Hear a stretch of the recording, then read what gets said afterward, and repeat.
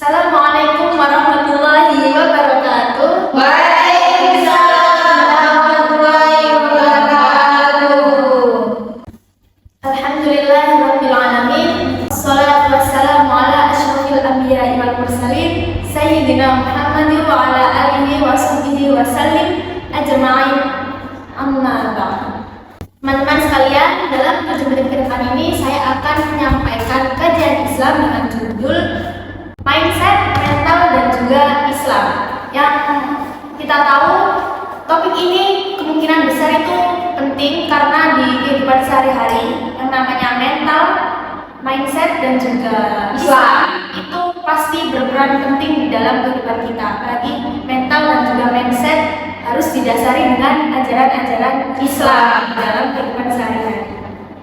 Nah, Allah itu pastinya menurunkan obat kepada kita di setiap penyakit yang diturunkan kepada setiap manusia. Terutama yang relate bagi mahasiswa saat ini, mungkin banyak pikiran itu menimbulkan mental kita juga jadi terganggu. Yakinlah bahwa Allah itu pastinya memberikan sebuah obat kepada kita, sebuah hiburan kepada kita, agar kita lama-kelamaan berangsur membaik. Asalkan kita itu selalu mengingat Allah Subhanahu wa Ta'ala dengan selalu berzikir kepadanya.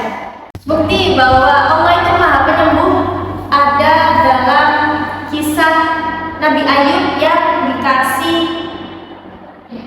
penyakit yang tidak kunjung sembuh selama 18 tahun. Tapi pada akhirnya Allah menyembuhkan Nabi Ayub itu tadi. Yang perlu kita tahu, Islam itu mencakup seluruh perkara termasuk urusan hati dan juga pikiran.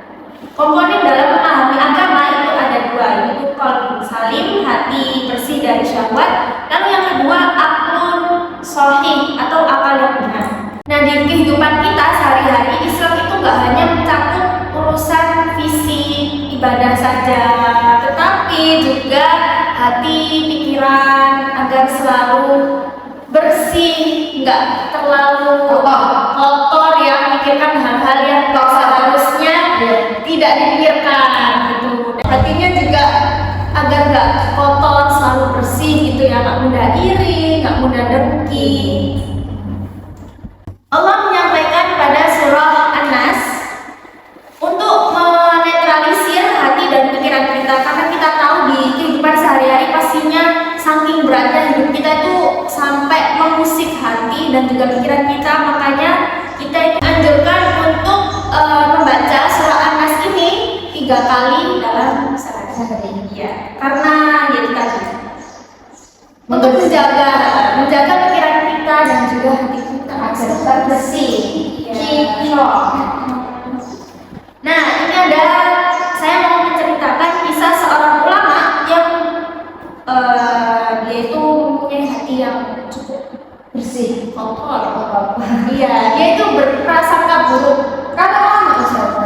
Iya, ini sebenarnya ulama ini terkenal dia itu punya pikiran yang bersih dan hati yang juga bersih. Tetapi pada saat itu diceritakan